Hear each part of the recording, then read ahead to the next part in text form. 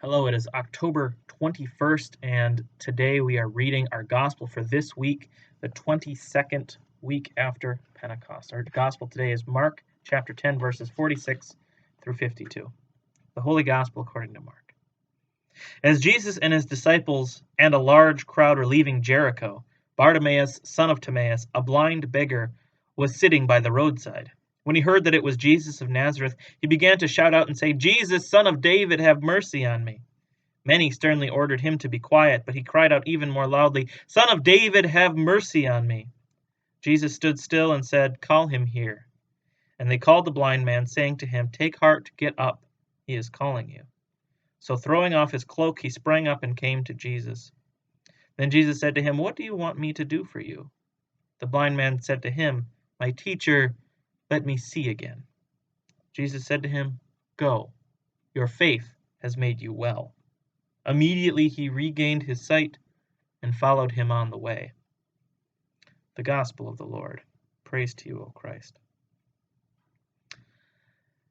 In this story, in this short healing story, at the end of chapter 10, we have here a transition in the Gospel of Mark.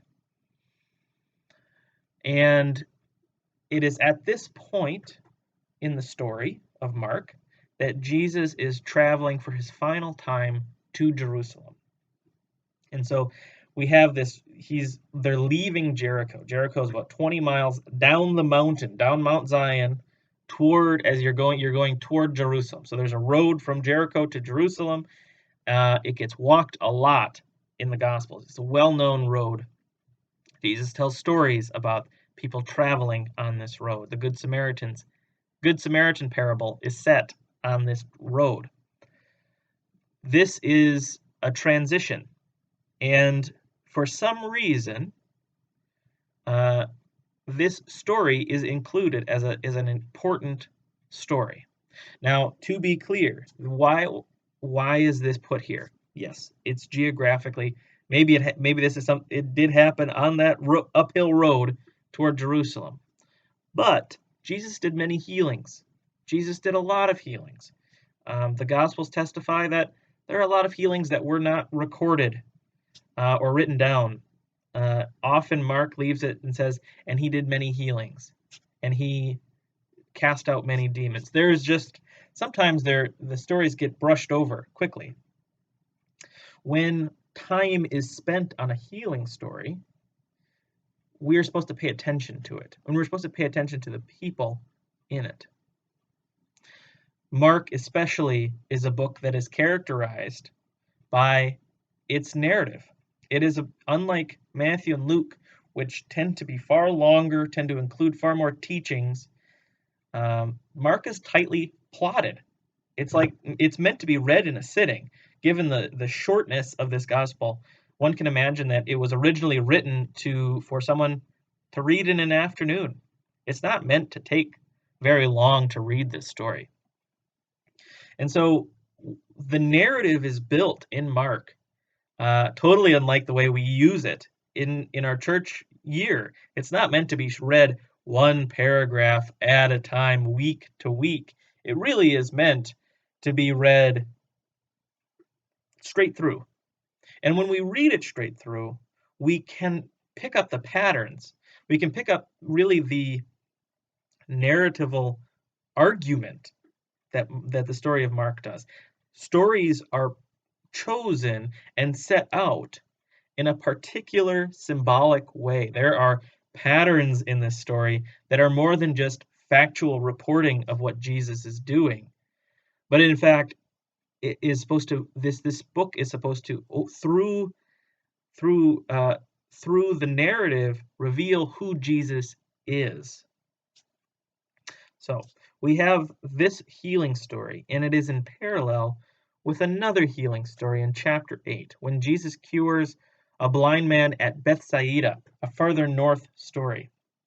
And so after Jesus cures the blind man at Bethsaida, he asks the blind man, "What do you see?" And he says, "I see people, but they look like trees walking."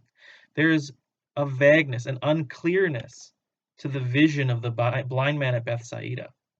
Even after Jesus does his initial healing, and then Jesus lays hands on his eyes again, and the blind man begins to see clearly. That's what happens in this. There's a progression toward sight. Immediately after Jesus does this, Peter declares Jesus is the Messiah. Peter is beginning to see who Jesus is, but he doesn't understand. He can see things vaguely, but he doesn't understand what it means for Jesus to be the Messiah. As we go from chapter 8 through chapter 9 and chapter 10, as we've been discovering in church the last couple of months, Jesus has been telling the disciples again and again that he has to die. He has to die on a cross so he can be resurrected. He's trying to explain it to them, and they continue to not understand. Moreover, they continue to not understand what it means to be a disciple of Jesus. They think there is something about glory and authority in this story, that they're going to be able to get all this authority as Jesus' chief lieutenants. And Jesus is saying, that is not the end of my story, and it will not be the end of yours. We are here as servants. Last of all, children entering the kingdom of heaven. And so as Jesus is teaching this, they are traveling toward Jerusalem. You see how the progression of the story matches the progression of the disciples' understanding? And we have two bookends of stories about vision, about seeing clearly.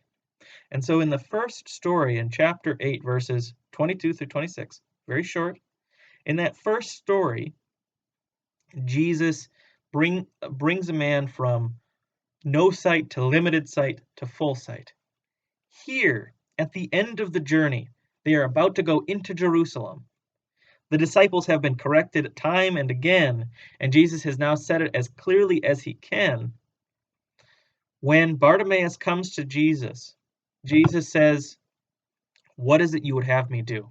And I'm sure the reader must expect Bartimaeus to want something similar to James and John, or the rich man, that they outright want authority. The rich man wants to earn his way into the kingdom of heaven. The blind man, in his humility, he says, "Have mercy on me. Just let me see again." And Jesus, and there is no progression, there is no traveling toward understanding or seeing clearly. Jesus says, "Go, your faith has made you well." And immediately the blind man can see, and he sees perfectly. There is no progression. The Mark story is about traveling toward understanding of who Jesus is. We are traveling with the disciples through Judea, and with these two stories of blind men being healed, bookending that journey near the end of the Gospel of Mark, we can begin to understand what it is to follow Jesus. Our vision has been made clear. And after Jesus does this, he says, "Go, your faith has made you well." And that word "well" is in the perfect tense in the Greek, and it is the same word for salvation. Your faith has made you saved, not just clear-sighted in the physical sense, but saved. That's the journey of discipleship. That's the journey of faith. And Bartimaeus gets it. Bartimaeus is our good example in contrast to the disciples in this story. All right, that's our gospel for the week. I hope you are having a good one. I'll see you later. Bye-bye.